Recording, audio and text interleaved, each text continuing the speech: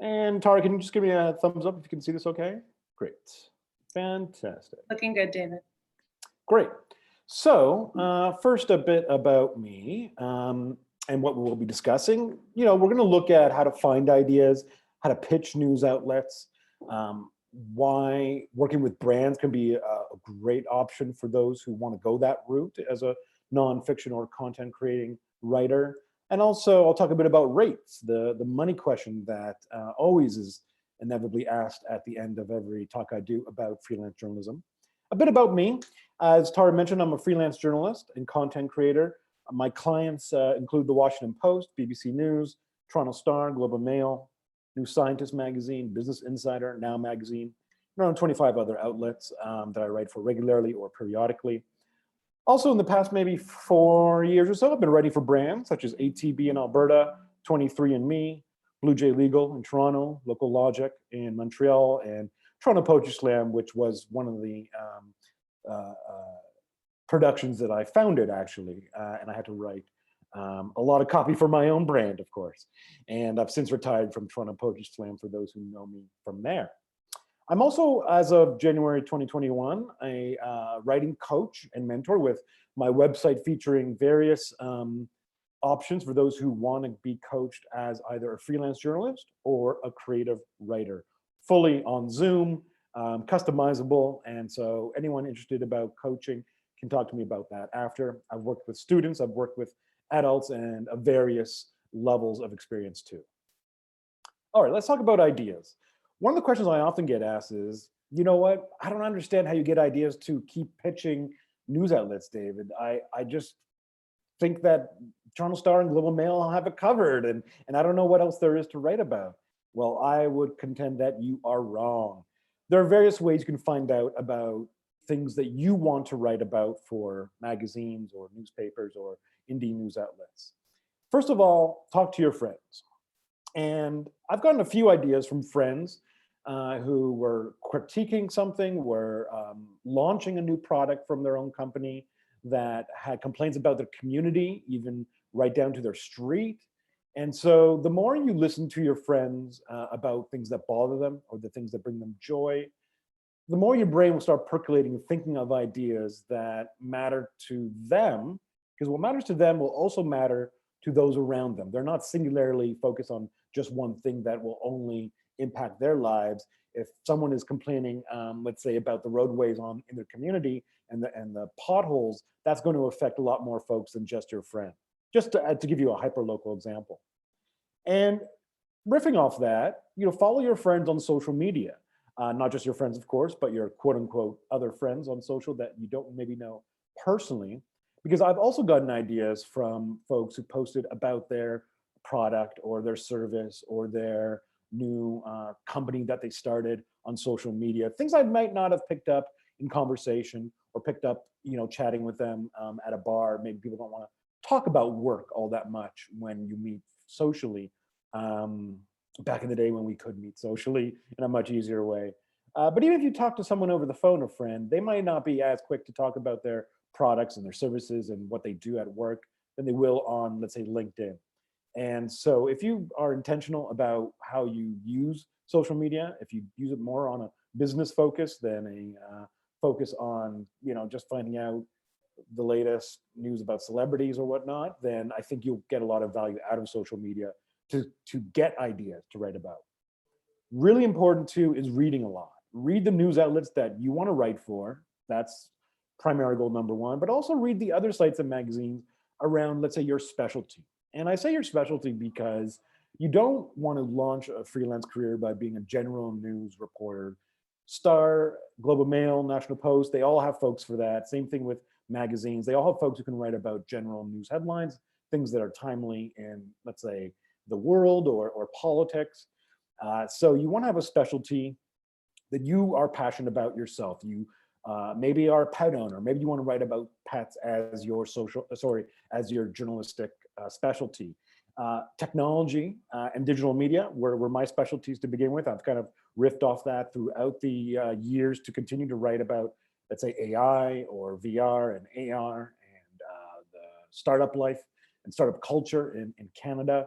I've also written about cannabis quite a lot, Jewish issues, and the arts as well too. So the more specialties you have, I think it can really help you out in terms of finding ideas, and then read those outlets are surrounding your niche. So, for example, when I was writing a lot about Jewish issues, I would read about that content through Canadian Jewish News, the Tablet magazine, Jewish Forward, so many publications just focusing on that niche, that you can just get a better idea of the landscape of what people are talking about.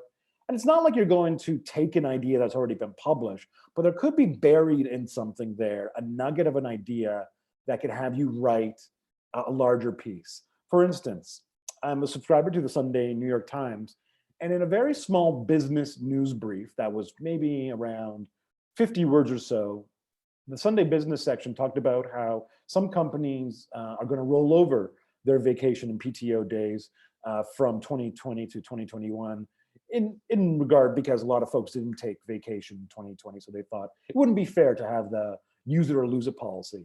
And it was only 60 words, but I decided to pitch that idea to make it a bit larger and expansive and talk to companies about why they decided to roll over or not roll over for Fodor's, F-O-D-O-R apostrophe S. Those of you who know it mainly as a travel map or magazine or publication. They've broadened their scope a bit online to be a publication that writes a lot about intriguing stories about travel peripherally and work as well. So I pitched that idea to Fodor's, they liked it, and I was writing the article the next week after reading about it in the Sunday Times. You want to be intentional about the news you consume. So you don't maybe want to read every single section of the newspaper if it's not of interest, just because you feel like you have to. I've never been a fan of writing about cars and auto stuff, so I don't read the wheel section in the Toronto Star. I don't read car magazines. I don't follow car blogs. And so if you know kind of what you don't like, that's maybe a great place to start. And then read the sections of the newspaper or read the magazines that matter to you. For instance, I read and subscribe to Wired magazine, which is a leading tech publication, because I've always wanted to get published in Wired. And by reading the magazine, I'm able to understand what they like in the front of the book section. That means those articles that begin a magazine before it gets to the long features. And I understand too how they format their articles as well. So I could pitch an idea that maybe is image heavy or infographic heavy. And that may be something that signals to the editor that I've read the publication, not just online and cherry picked, a few articles, but I've actually read it from cover to cover. So for example, how, can you be more aware of the world you're living in that can help, give you some brainstorming ideas? I noticed during the pandemic that QR codes were popping up way more often during the pandemic than I've ever seen them before. And those codes that are like the next gen barcodes. And I kind of wondered if this technology that didn't really impact North America in the same way it impacted Asia was going to get a resurgence in popularity in pubs, retail stores. So I pitched this idea to my editor at BBC News business section, and he accepted it. Just wanted me to get a lot of examples from both US, Canada, and the UK and other parts of Europe, and also how I'd include how the applications are not just for retail and bars, which was my first blush, but also for grocers and grocery, next kind of high-tech grocery carts are using QR codes, and also public health units, especially in the UK, are harnessing QR codes for contact tracing efforts. So this is an example of how something as simple as just being aware of a trend going on that you might have ignored because it's not maybe affecting you. Maybe you aren't using QR codes. You're not going to pubs and scanning menus back when we had a little bit of an opening in Toronto. But you could see why this would affect other folks who, especially business owners, who had to harness this new technology in lieu of using paper menus, for example. So how do I determine what I write about? Maybe this will help you as well. This is what I tell my coaching clients quite a lot. I live by the rule of the 3 Ps. I write and pitch an assignment if it pays well, or if it's a prestigious publication, or if I'm passionate about the topic. Ideally, it would be all 3. That's not always the case. Usually it's 2 out of the 3, but ideally it has to be, at the bare minimum, it has to be 1 out of the 3 Ps that warrant me to find the idea, research it, and pitch it to my editor or to someone I don't know at a publication in order to develop a relationship with a new client. So that means, let's say, if a low-paying publication is not very prestigious, but I'm covering something that I'm passionate about, maybe I'm writing about spoken word poetry, one of my other kind of passions, I'll probably take the gig because I love writing about things that interest me.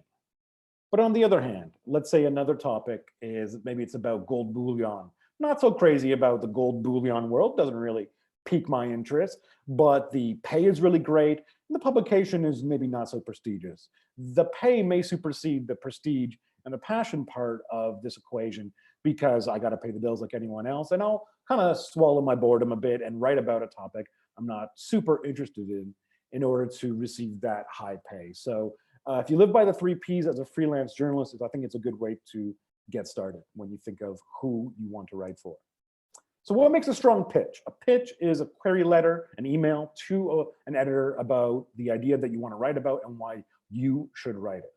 It should be timely. Why now? Why are you pitching QR codes, for instance, technology now when it's been around for more than 20 years? Is it relevant to the outlet's readers? Meaning, will this matter to folks who read BBC News? Because folks who read BBC News are very different than folks who read Wired magazine or ESPN or any other kind of news outlet you can mention. Every outlet has a different audience, a different demographic. So you have to make your case for why readers of that publication will care about your idea. And it has to be clear and concise. Clear in the sense of you're not weighing down your pitch with too much verbiage, too much inside baseball phrases, too many images or media, too many stats. You want to pepper those in, just like a good spice throughout the pitch, but not overload it.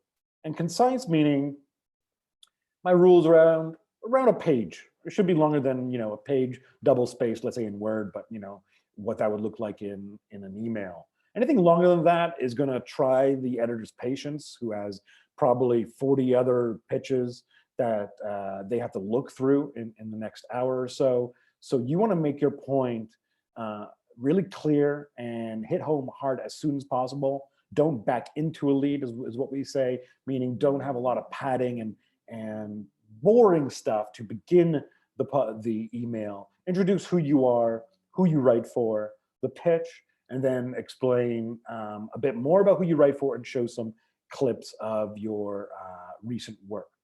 Clips meaning links to your recent writing. Ideally, you should have some writing, even if it is stuff you've done for no pay.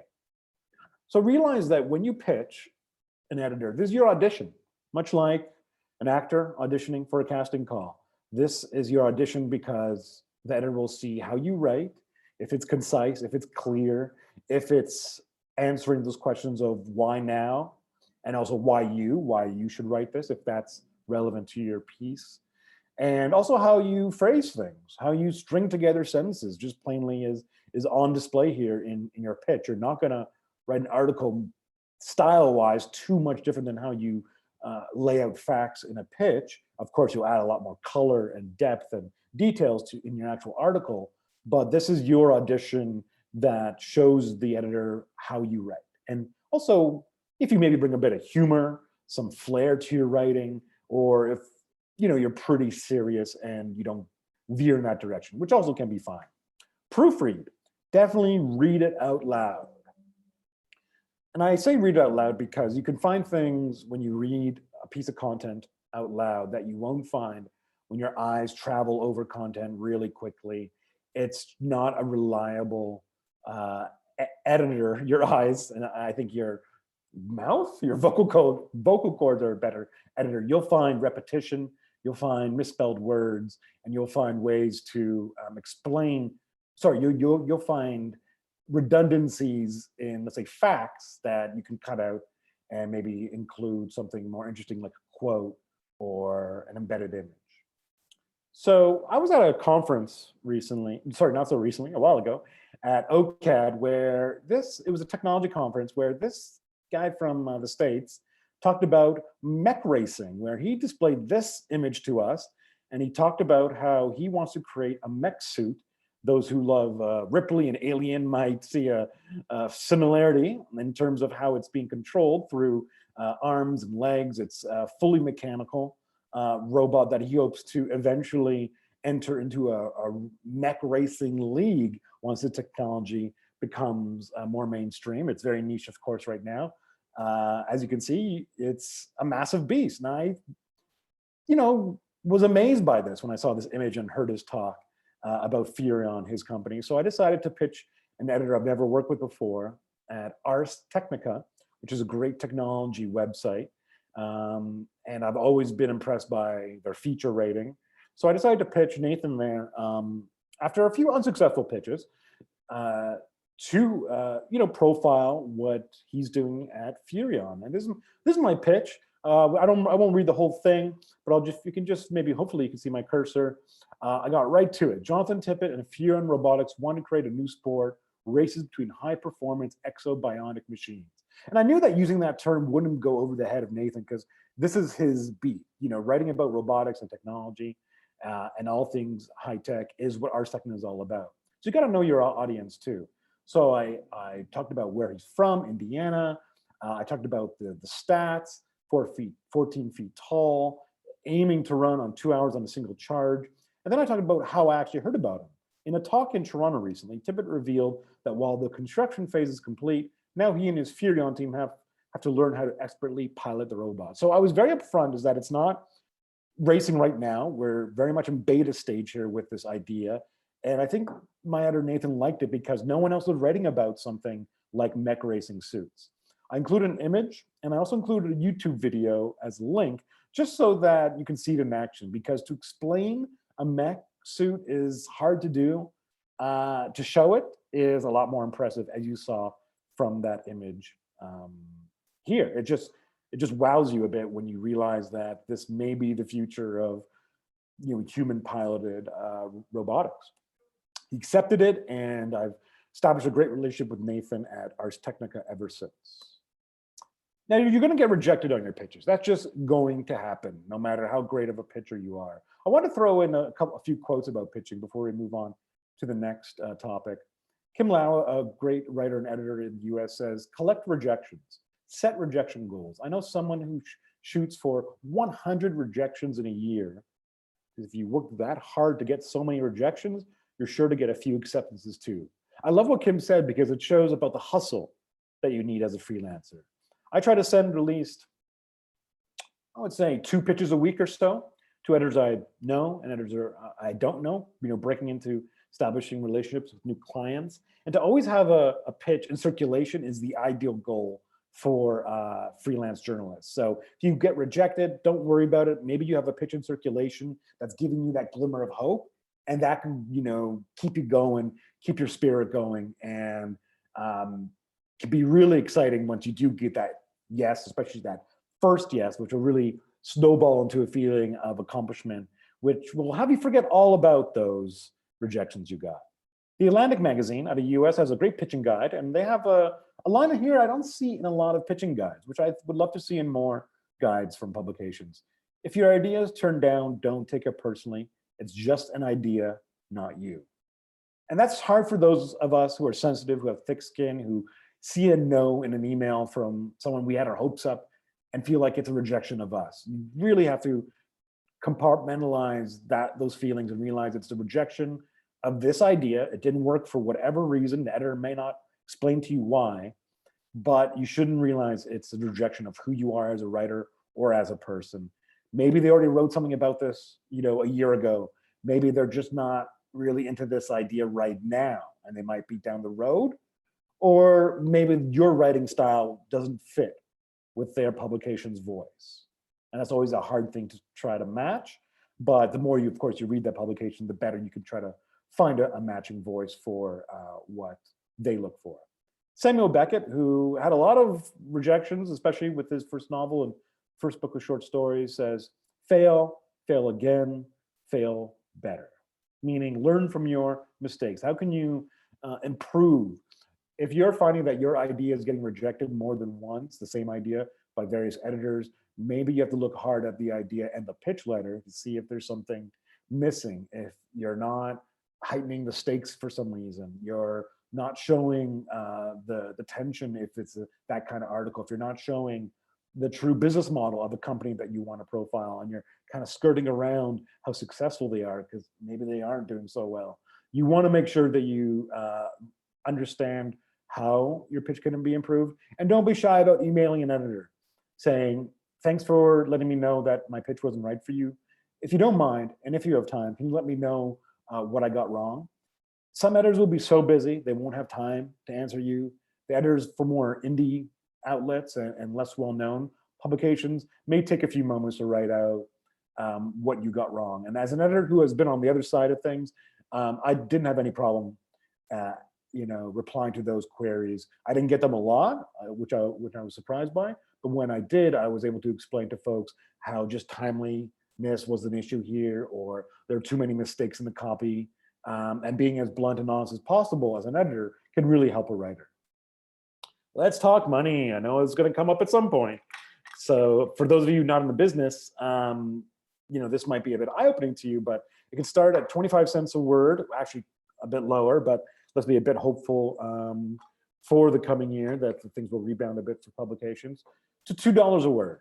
And usually get paid per word when it comes to news outlets that you write for, sometimes with brands as well. And so you can see the real gamut of ranges here. Low-paying outlets, just to be aware of, are usually local media, very hyper-local media, like those mirror newspapers, if they pay at all, the weekly magazines, indie media, so media that's not run by massive corporations, are always going to have a bit lower rates. Literary journals, if you write nonfiction, sometimes they want creative nonfiction for literary journals or profiles of authors and poets. Those don't pay all that great. And new ventures, of obviously those outlets that are just getting up off the ground and maybe don't have a budget right now. But if you want to be part of a new startup, it could be still pretty thrilling to write for them if you don't mind low or no pay. High-paying outlets include, let's say, legacy media, the New York Times, Washington Post, and BBC News of the world. Magazines, definitely those that have established themselves as magazines prior to going online, like Toronto Life and Atlantic and The Walrus, all pay very well. Trade publications, that means any kind of publication within any kind of trade, from woodworking to aerospace to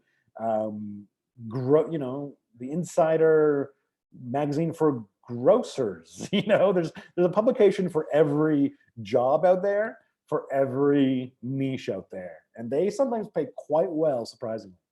Alumni publications, a little secret that I was able to find out is that alumni publications, probably before the pandemic, paid upwards of $1 a word for profiles of the graduates, and they consistently paid that rate. They rarely dip below 70 cents a word or so. So they pay pretty great because they get funding from the college or university. So I've written for folks for magazines representing institutions like Yale, Princeton, University of Rochester, Georgia Tech, McGill, U of T, Ryerson, and University of Calgary. And those can be really easy also to do, in the sense that you only talk to one person you need to profile, of course, for a alumni graduate profile, and it's usually not much longer than 800 words. Some outlets these days are being funded by brands that you might not know about. Mel Magazine out of the US is funded by the Dollar Shave Club. Hazlitt is funded by the Penguin Random House group. So if you see a Hazlitt article, realize it's the editors come from Penguin Random House, and they have a bit more maybe money to play around with as publishers of a magazine, like e-magazine, than they might have than that magazine might have without that support. And the amount of work you do will often determine your rate as well. So investigative journalism, where you talk to a lot of sources and dig into some research reports and maybe have to dig into some court filings, will obviously pay better than you writing an op-ed editorial, just your opinion in 700 words that doesn't require that same kind of research or interview time. Same thing if you go overseas, a bit easier, of course, pre-pandemic than not. Or even if you just leave your hometown to cover an article, and there's expenses ranging from travel to gas and maybe renting a car, that will have to be obviously including the expenses the publication pays for. But in general, those kind of assignments pay better than ones you just do with, over the phone interviewing. And you can negotiate. I think a lot of freelance journalists, when they get into this business, are afraid of negotiating because they feel like they're going to get rejected, or they might be seen as troublemakers by an editor. But honestly, in this day and age, negotiating as a freelancer is the norm. And you do have to have, though, some understanding of the outlet's financial standing. That's not a great word, standing and standing. So an indie outlet might not have a lot of wiggle room compared to Toronto Life, for instance. Wired magazine might be able to pay you a bit more than Spacing magazine, for instance. So realize who you're talking to when you negotiate. Even if it's $50 more, $100 more, that can show that A, you're a professional, and B, give you the confidence to negotiate later, perhaps at a higher rate with another assignment. What you want to do is find your hourly rate, though. Even though we're talking per word, what is your hourly rate? So I wrote a little example here using not introductory kind of fee that some beginning freelancers might get. You might get less than this, of course, for an article, but this is middle of the range around. So let's say you get an assignment from an outlet to do an article for $600. Now, what's your hourly rate going to be from this $600 when you factor in all the things you have to do for this article? Admin, meaning the emails back and forth between you and the person that's assigning you the piece. Admin, I also include with invoicing and maybe filing some of that onboarding paperwork for a new outlet. Researching could take 2.5 hours, at least for some of these kind of more multi-interview articles. If you're interviewing more than one folks, it could take you 2 hours, 2.5 hours to interview maybe 2 or 3 folks. I usually have my interviews range in the area of 30 to 45 minutes per person. Writing can, 3 hours or so. It might take folks a bit longer to write an article. Editing, after the first draft, usually an hour. So that's 11 hours. You divide 11 by 600, and that's $54 an hour. If that's a rate you're fine with, great. I don't try to go lower than 80 an hour when I figure out my hourly rate on an assignment. So this is an opportunity for me, I would say, to negotiate for at least 800 if possible from this editor. But getting a lower article rate doesn't mean you get paid less per hour, because look at this example here. Let's say you get an alumni profile for whatever reason. It's a short piece, 400 words, $400. The admin is a lot less, perhaps. Researching, definitely a lot less if you're just speaking to one person. It's only 1 hour. Interviewing, 1 hour at most.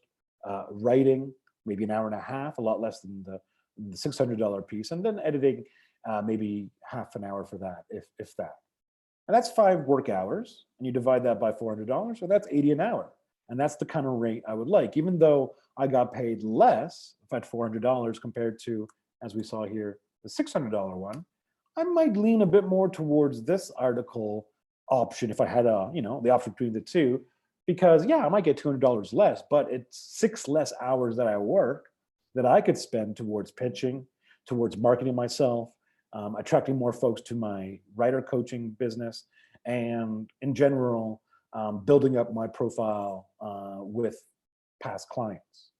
So that's something to consider when you look at your rate. What's your internal hourly rate? All right, now let's talk about writing for brands. Something newish that I've been doing, but something I've really taken to because I think the principles still apply. Brands, just like news outlets, need experienced and professional and writers who can meet deadlines, writers who understand the importance of deadlines, especially when brands are rolling out products and services by a certain date. They need writers to respect that. And you don't just write about their products, of course, when you write for a brand, but you also write about their markets. So I've written for ATB, for instance, for a while. They're a bank out of Alberta. I haven't written actually one article really about the actual bank's services. I've written about everything that their customers care about. Their entrepreneur focused customers, of course. I've written about supply chain management and marketing and PR and the importance of succession planning. And I haven't written about ATB really once in the year I've been with them, because they care more about providing content to their readers that they can promote on LinkedIn and other social media channels, because that's what a lot of brands want. They want to be leaders in their space. So how can you go about this? It's not easy. It's a little different than pitching a news outlet. First of all, work your network. I'm pretty sure you know someone who works for a brand who makes decisions about marketing or PR or content marketing. Contact them and just say, hey, just wondering if you needed a writer. I noticed that X blog hasn't been updated in a while, or I have some ideas for your blog, actually, for your company blog, wondering if you want to take a moment to chat about that. Or maybe you could say, you know what? Your website doesn't look all that great. I'm wondering, no, you want to be more tactful than that. Your website could use some fresh copy, maybe is a best way to phrase that. I'm wondering if you'd like to hire me as a copywriter for your brand or for your business. And if your contact has always liked your writing in some way, maybe it's a friend of a family, and they've seen your writing before, that makes your job all that much easier. You don't have to prove your mettle, so to say. Now, tactic number 2 is to cold pitch brands and marketing executives. And you know what? That worked for me when I was getting the word out about how I write for various cannabis publications, and how when legalization kind of took hold here in Canada, I was promoting myself as a cannabis writer for various cannabis brands. Got a lot of no's, or what I'm interested right now, but I got a yes from a company that I started to work with for more than 18 months or so. And that was like a retainer kind of job where I got a lot of great work for them and writing on various aspects of cannabis. Rarely wrote about their products per se, but wrote about the space in general. And that's where cold pitching can work. It's going to take a lot of work, a lot of you tracking your pitches via like a Excel database or spreadsheet, but it could be pretty fortuitous. You just need to write really well in that pitch letter. And that's something I also coach my clients about, how to write a great pitch letter to brand managers and marketing executives, which is a different kind of intro letter that you would send to an editor of a publication. Tactic 3 is, wait for them to come to you for some reason, which I don't think ever really works.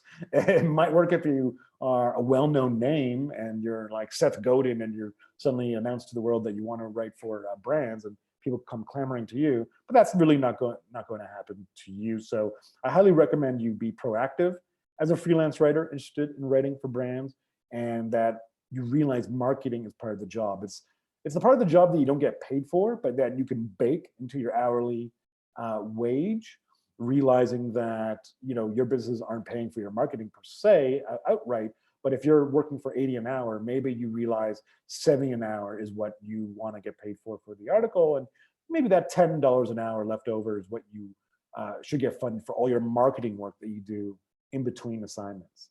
And my number 1 piece of advice for marketing is to have a great website.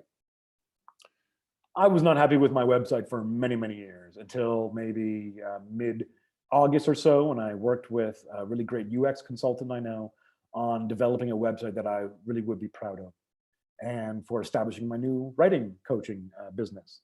So I honestly think business cards are going to go the way of the dodo. They're going to be extinct because of COVID. People don't really want to touch anyone else's cards these days, probably. And maybe even the card will just not even be needed anymore, as we exchange a lot of information digitally now. So your website is your card, though. People will judge you on how it's designed, the copy you include in it, what you promote in it, what you decide to promote in your website. You can promote a lot of things about yourself. So what do you decide to explain to folks about who you are as a writer? You need to have in your site, the value prop of why working with you is going to be a great idea for clients, your bona fides, your testimonials, the clips of where you've been published. Testimonials, I think, are especially great. We think of testimonials as just being a LinkedIn kind of thing, but if you can bring some of those testimonials with permission to your website, I think it can be a lot more impacting than having to scroll down someone's LinkedIn to find their testimonials that are kind of buried under all the other sections you have on your LI profile. And on your site, you should also have your latest writing. You should really be upfront about the kind of writing you do. Maybe this writing isn't your journalistic or brand writing. Maybe it's a blog section about things that you're interested in, but it shows potential clients how you string together sentences, how you tell a story, how you even have a voice that might not be detectable through your website copy or your social media posts if you're not too, let's say, personable on your social media and you're pretty much just links or retweets. So be sure to have a section on their latest writing that could have your blog section as well. I often get questions. So I thought before we'd open up the questions in 3 minutes, I'll answer a few questions I often get, maybe preempt some of the questions you get. How can you submit clips in a pitch if you've never been published before?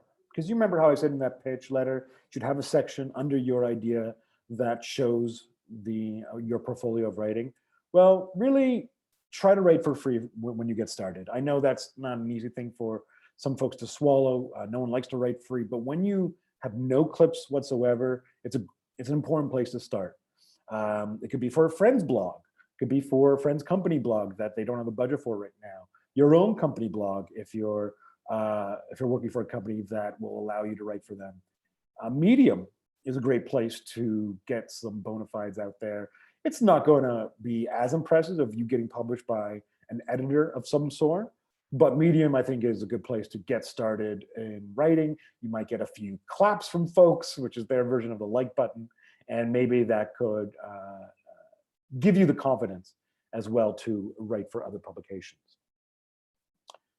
This next one is related to simultaneous submissions. Should I pitch the same idea simultaneously to multiple outlets? Meaning I got this great idea, let's say for QR codes, and I don't just want to pitch it to BBC, but I also pitch it to the Washington Post. Now, should I do that? Is that ethical? And my answer is no. Because what if Washington Post and BBC both love my idea? I got to tell one of them, oopsie, I made a mistake. I pitched both ideas to you, and I can't obviously write the same article for 2 publications. And that will earn you a reputation of being unprofessional. It's a real beginner kind of move. Wait until you get a rejection from one of those outlets and then repitch the same idea to Washington Post. So let's say BBC News was never interested in my QR code idea. I would have rejigged it a bit for another publication, let's say like Wired or Fast Company or maybe Washington Post, and then pitched it to Washington Post once I knew my editor didn't want it for BBC News. And I sometimes get questions about high lows, peaks and valleys, and also going from office to solo environment. Question, I used to work in an office, but now with a freelance lifestyle, I'm afraid I'll get lonely. What do you do to stave off loneliness? Well, rolling solo is part of why I decided to go freelance. I did the office life for 15 years, had a great time, but I'm a self-starter and I believe I can work really well by myself. But yeah, you definitely get lonely. It's especially that first year going from office to freelance. That's why I joined CSI. I swear Tara didn't pay me to say this, but it's why I joined CSI, to be around like-minded creatives, and some of friends of mine also joined CSI Annex as well. You can co-work with friends in your bubble, of course, now, pandemic-wise, if you feel that's fine for you to maybe go to someone's place who you've been maybe working with already in some capacity, and that feels natural to you to maybe work with someone across the desk. Or you can join writing groups, online or offline, that could give you a sense of community, even if it isn't always going to be in an in-person kind of community. Sometimes just bouncing ideas off other writers, whether that's groups on Facebook or LinkedIn or off all those, and maybe you all meet on Google Meet. Like I hear what they've been doing with the Mississauga Writers Circle. They meet every 2 weeks to discuss their writing projects. And that can just be a good way to touch base with other folks. And how do you deal with a job where 1 month you're doing well financially and the other month, not so much? Sadly, this does happen quite a lot with freelance journalism. And my answer is you gotta have a budget to deal with those valleys among the peaks, as I call them. That means pitching way ahead or marketing ahead and harder than what may have been during those valley months. Ahead of what may be the valley months. So, usually December is a pretty slow month for me as a journalist. A lot of folks on holidays, editors aren't always replying to emails as quickly. Usually in January, they often reply to pitches. They don't want to, assign anything on December 20th. Doesn't really make sense. So I'll often try to realize that ahead and have a lot of work piled up for November to last me through any kind of challenging December I might have. That's why it's also great to work with brands, because you could be on a retainer with a brand that doesn't take a month off, of course, and that will give you that security that you need. All right, I thought, 2 minutes after than I thought I would. I thought I would take some questions right now. I'll stop sharing. And I also want to, in the chat, I'll also include my email, just in case. This is my website, by the way. This is my Twitter feed. Just in case folks want to email me about what I do and feel more comfortable asking me questions that way.